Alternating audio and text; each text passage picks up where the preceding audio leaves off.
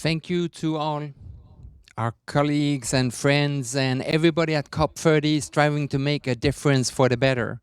And now to all of you who are following us from Belém COP30, all of us who are live here in Stockholm and all of us who are following around the world, a very warm welcome from me, Mattias Goldmann from the 2030 Secretariat, and from all of the jury of the Green Hush Award, because that is what we're gonna discuss now and what we're gonna, for the first time ever, celebrate and inaugurate and hand over to a very big winner of this first award ever.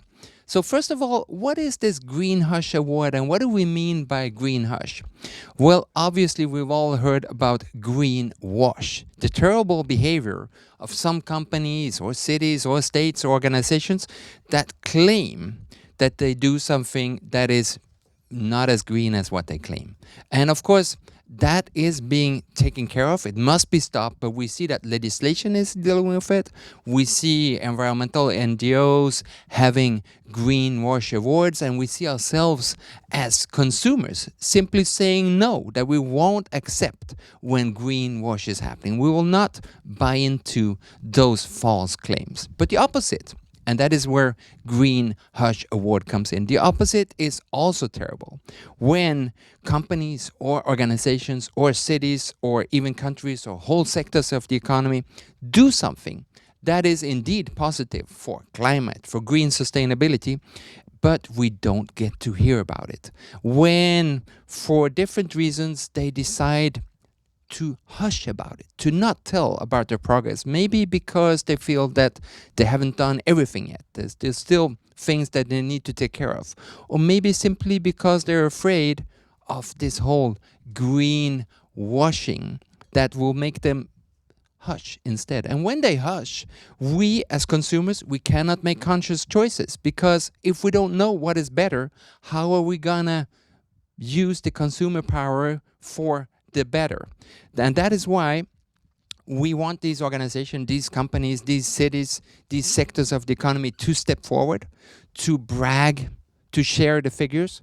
Of course, it has to have credential, it has to be true, but if it is true, if we can third-party verify that those climate gains are really there for real, we want them to step forward, and that is what this prize is about. This is the third time that we award the Green Hush Award. It's the first time ever it goes global, first time ever it's presented at the COP, Global Climate Meetings.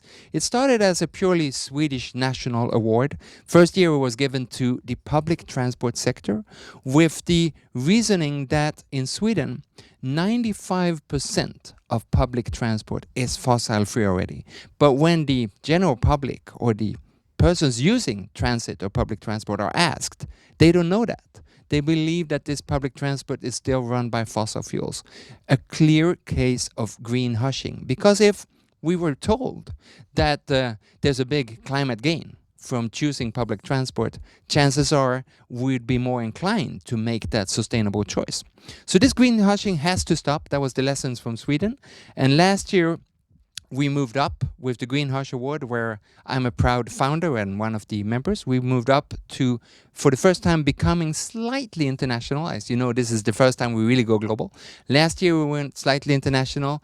The award was given to online meetings. You know, the Teams, Zoom, the Meet, and so forth. And a lot of us are actually doing this right now. We're tuning in from around the world. And compared to traveling, the climate benefit is huge.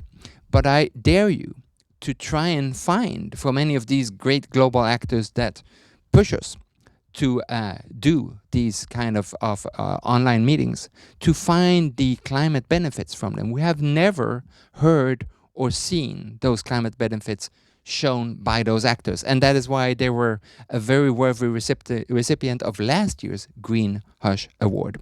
And in just a few minutes, we will know the winner of the first ever Global Green Hush Award. But before that, I want to invite to the stage Lina Gustavsson, who together with me took the initiative, and more importantly, Lina has the knowledge about the science why the Green Hush Award is so important. Lina, the floor is yours.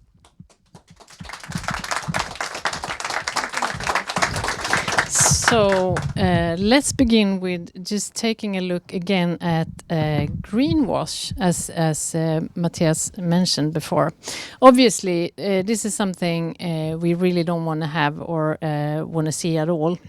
But misleading and irrelevant communication. How did we end up here? Why did this happen? Why do we see it so often? Some companies might have gone too far in tapping their own shoulders and being a little bit too proud of what they are doing. But actually, there is a tendency that shows that the main problem is among the advertising industry. So creatives and strategists, they didn't really do their homework. The complexity is a lot higher when it comes to sustainability compared to most other topics. And it needs to be treated with care. So either the issue of sustainability or climate is framed a little bit too scientific for most people to figure out. We just don't really see what it's all about. But mainly it's oversimplified. So it's too simple and it's too generalizing what we see. It's treated as a USP, a nice to have, or as it at its best, something that tends to be like a cute trend, something like that. And what's happening now is that fear of getting criticized makes brands go quiet. So from greenwash, we see a strong tendency leading towards green hush instead. And the data shows that this tendency is in fact strongest here in Sweden. We are leading this hushing tendency, exactly. Yeah, we are hushers. And a good thing is that EU is stepping up, the European Commission. We have some aspects slowing down with the Green Claims Directive. It's now on hold, but the Empowering Consumer Directive will be in place from March 2026.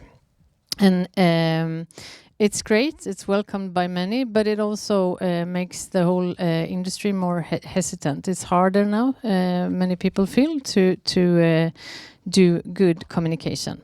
But really, it boils down to two fundamental aspects, both of these directives. Don't lie, be relevant in what you are saying or claiming. And the other aspect, back it up with proof. It has to be some evidence in what you say. And this is not such a hard thing to agree upon, I think. I mean, in all areas or subjects that we choose to make communication or marketing about, this is pretty good principles, right? So why don't we apply them on sustainability and climate communication? I don't know why that is so hard. There are some other principles that are good to get in place too. When you communicate about climate and sustainability. We need to evoke emotions. We need to activate the limbic system, not only to be relevant and give facts, but this is the part of the brain that actually makes decisions, right? We also need communication to stand out. We need it to be disruptive. This is a super basic fundamental aspect of all communication and marketing, but it's so often forgotten when it comes to sustainability and climate. Obviously, it should be transparent. So if there are any challenges or troubles that you would need to hide, then it's a much better way to open up and to talk about them and own this area, right? That creates trust. And another aspect that creates trust is to show your actions and clearly link them with your goals. That's also rather obvious, but it's very often forgotten in this kind of communication, right? And what happens when we see too much green hush? What will it lead to? The consequences. The branding gets a lot weaker. it's more difficult, more complicated to attract the competence workforce, and also competitors will get advantages, of course. And as Mattias said before, consumers lack information; they can't make informed decisions. And ultimately, this all together slows down the whole sustainability transition. So it's a fundamental problem, and that's why we want to encourage companies to keep talking about what they do within sustainability. And encourage them we will. So the first year the Global Green Hush Award was given was a national phenomenon. It went to public transport. The second year it went to online meetings like Team and Meet and so forth. And now, Lina, it's the third year running. We had a jury. We're going to meet the rest of the jury very soon. yes, And I know that you have the diploma right there. So That's it's true. time now for the magic moment. Green Hush Award 2025. Keep it secret for the rest of us until now. Then read it in a clear voice. What is the Can winner you here? please hold it? I can hold it for you. Yes. Super. Go for it. That's great. So, thanks to bold marketing, EV adoption has surged. But now, just when the climate case for electric driving should be loud and clear, the industry goes quiet. In Sweden and across the EU, we are seeing a troubling trend. Car makers and importers downplaying the climate benefits of EVs. This silence plays straight into the hands of the fossil fuel lobby. Yes, claims must follow the law, but there's still plenty of room to communicate the environmental upside of going electric. The EV industry has come a long way. Once accused of greenwashing, it's now driving real change. But now it should be leading with climate messaging. It's choosing silence. And that is why the EV sector earns the Green Hush Award 2025. The Green Hush Award goes, yes, applause please. Yay!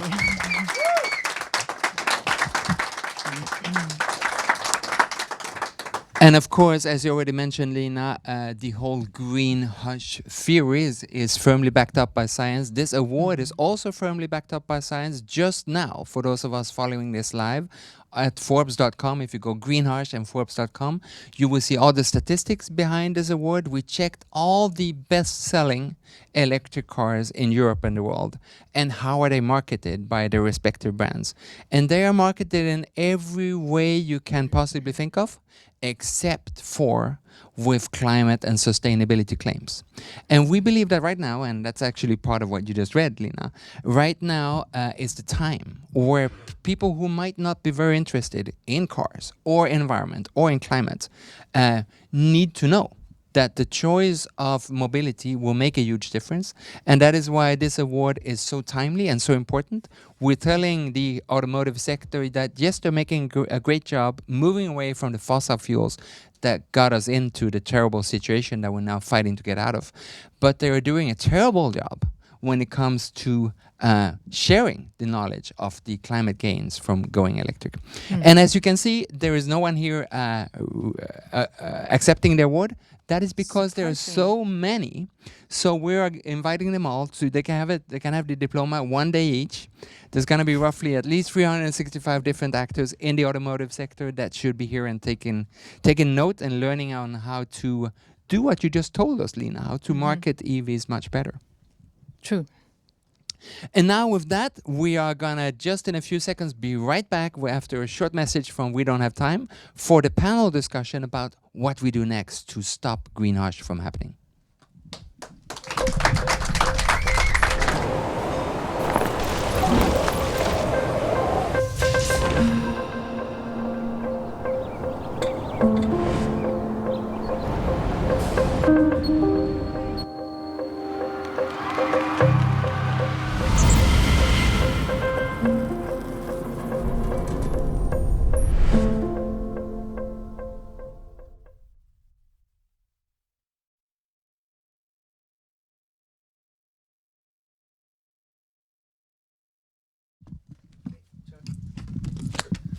Well, we're back here from the studio in Stockholm, and I'm glad to have you back from COP30 in Belém and from around the world for what is now the Green Hush Award jury talk. We just heard that the automotive sector gets the Greenhouse Award 2025 for failing to communicate well about the climate benefits of going electric. There's difficulties also, obviously, with electromobility, but the climate gains should be told better. But I want to first of all ask you three as jury members, starting with you, Kaj Török, who are the Chief Sustainability Officer at Max Burgers. How was the jury work? Was it hard? I mean, in one way, it's hard. I guess it's easier for the greenwashers because the greenwashing companies, they shout, so you will find them. The green hushers, they stay silent. So it's really, we need to have competence about the field to understand the progress and then see who's not talking. But I think it was easy in the way that there were a lot of potential candidates and we had really fruitful discussions. Mattias, you are a well-known Swedish sustainability expert. Tell us a little bit about how the jury work goes and what were your discussions? Yes, I think if it was easy to find the right winner, I think what you say it was both yes and no, because we have several exciting nominees, as you said, Kaj, but also we see many industries that could communicate the sustainability communication much more, the climate benefit much better. But in the same time, the automotive industry is so crucial for the climate transition. So in that case, it was easy to see them as a winner. And Mattias, from your perspective as a sustainability expert, what is the key reason to worry about greenhouse? The key reason, I think, if it comes like a standard, the greenhouse will be a standard, then we see problems for the consumers, the buyers, the decision makers to make a right, sustainable choice. So it's crucial in that kind of, I would just like to say. Lina, this is now the third year you're awarding the prize. Have we just scraped the surface, or have we sort of found the three worthy winners and then this is enough? Well, that would be a good thing if it was like that. But I think the good thing with the Green Hush Award is also that we shine a light on this phenomenon and that it gets more obvious, this tendency in society, and that it helps us to work also against it, because we need to see like leading examples and we need to get the inspiration in the sustainability transition, and that's what we are afraid will not happen, right? Kaj, when you accepted to be part of the jury and with your hard work in the jury, what do you hope for this award to achieve? I mean, we need more courageous companies and cities and organizations.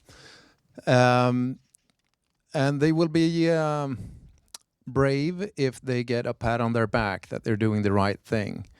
And if they don't communicate at all about it, they might not get the consumers. We talked about it so much, but the situation requires a lot of courage. So what we've seen is that some of the really sustainability leaders, when it comes to the walk, really doing the change, when they are going silent, it becomes a problem for everyone. No one dares to speak. So then consumers can't have the right information to go through with the transformation we need. And I'll stick my nose out here and say that when it comes to your field of work, Max Burgers, it does food. You are, and your company is among the clear sustainability leaders. But do you feel that you get enough of pat in the back, or do you get criticized and questioned? How does that work? I mean, it's really different in different situations. But I would say that if I'm just looking over time, that 10, 20 years ago, if someone did something around sustainability, it was in generally celebrated. But in Sweden especially, I think it's a little bit the same in many other countries too, is that you just risk more negative feedback. So it's about this polarized society we're going into. And I think that companies need to find the way between this or that side. We need to find a courageous middle and talk to them. And if we stop talking the the change won't happen. So there's so large groups in societies that wants companies to act. So we just need to overcome this little bit of friction. Could a company that you represent also be a Green Hush finalist? Do you also hush? Yeah, we hush a lot. I mean, but we don't hush about the most important things. That's the most crucial thing. So let's say if we would talk about the straws in the restaurant, that they're with paper instead of plastic, I would say we would greenwash, and we would still talk. It doesn't matter. But if we wouldn't do anything around the burger, the beef, the really big climate impact, and we would stay silent about that, then we would green hush. So yeah. Okay, thank you. We get spontaneous applauses here from the audience. There's a live studio audience here in Stockholm. Lina, some of our members of the jury could not be with us here tonight. They have marketing expertise, but you also do. And I'm wondering whether the marketing departments, the advertising companies, are they part of the solution? Are they frustrated about the hushing, or are they part of the problem? Actually, I think it's a mix. So we do see this tendency that the marketing industry would need like getting more into the sustainability field and get a deeper knowledge on one side, and that's a criticism towards the advertising industry, because they maybe took a little bit too light on sustainability. But also, I think a lot of advertising agencies would like to do a lot more, and we also heard from some of the leading agencies that they actually have clients that wants them to hush or to slow down on this kind of communication. And I'll actually share this with you that, of course, if you want to nominate to the Green Hush Award, and you'll tell us, Lina, just now how to do that, you can do that secretly. That part can be a hush. But one of the ones that did nominate the automotive industry was precisely that, marketing and advertising companies, who said we have all these great stories to tell about how emissions are being reduced by going electric, but the car company won't let us do it. And often it's the legal department that says, no, we don't feel comfortable here. Lina, how is this related to legal? Well, it's the legal side that can be really challenging, right? And I think what pops up in my mind is the oat milk company from Sweden that actually made this to something they talk about in their advertising, because there is always the struggle between marketing and the struggle with the legal aspect. What can you actually say? What is allowed to say? And also, on the other hand, the creativity, right? But that is, yeah.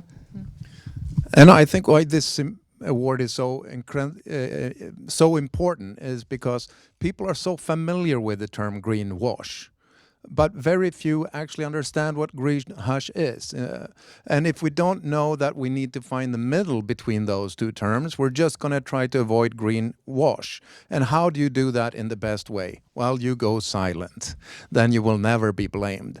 But that's not the right way. We need to find the path between this. It's harder than ever to talk about sustainability and climate, but it's more important than ever at the same time. So that's why we can't allow green hush. And Mattias, when companies and organizations and even cities are confused about sustainability, they come to you. What's your advice? Yes, my advice, yes, it's a lot of advice maybe, but I definitely say that clear, credible and transparent information about climate benefits and climate change is never bad. Because as long as you follow those three magic words, you can be proud. And you, of course, that you said before, Lina, you have to do your homework and have proof of course, and so on. But I think, as you said before, I think it's some kind of uncertainty right now within the companies about the green claims we mentioned before. And I'm sure about that there have been compliance departments that stopped initiatives from marketing and sustainability teams that want to communicate, but they said, no, stop, to be afraid. So I think the moment now is for companies that have these great climate benefits to take the leadership back, to communicate this clear, credible, and transparent information so we can start the transformation, the climate transition for real right now. Am I understanding you right here, Mattias, that this might be a pivotal moment in time where right now, because of legislating claims and so forth, there's a tendency to hush, but which might be overcome in a couple of years, and now is really time to step forward? Yes, and I think it's a different kind of point of views of this. We have the legal part, but we've also seen UN Global Compact Network Sweden launched a survey earlier this year that shows that 50% of consumers distrust the company's sustainability communication. And why? Maybe one, you talked about this, the greenwash, that the over communication about eco-friendly products for 10 years ago, it's not so fancy right now to communicate. So I think the most important, my point of view is the companies has to take it back, the leadership, to be credible, to be transparent. I think it's a win for both the consumers, both the company, and of course the climate. Okay. I'm just gonna stress something that we were into before, but the legal aspects have changed. So the Green Claims Directive from EU mentioned greenwash 19 times, but they never mentioned the word green hush. And what it is today, it's so much harder legally to sell the alternative to diesel than to sell diesel. So we really need to keep pushing here and find the way. Those are great words, and those great words are brought to you live at COP30 in Belém. I want to ask you, Lina, last time we were handing out the Green Hush Award, it was at the World Economic Forum in Davos, also live from Stockholm, and now we're live at the COP UN Global Climate Meeting. Why? Because this time this award is a global award, and we want to reach much further, because these issues is not only a Swedish phenomenon, and we really want to push this change and shine a light on green hush. And Lina, so the last words, we're running out of time in terms of combating climate change, but also in terms of this half hour about the Green Hush Award.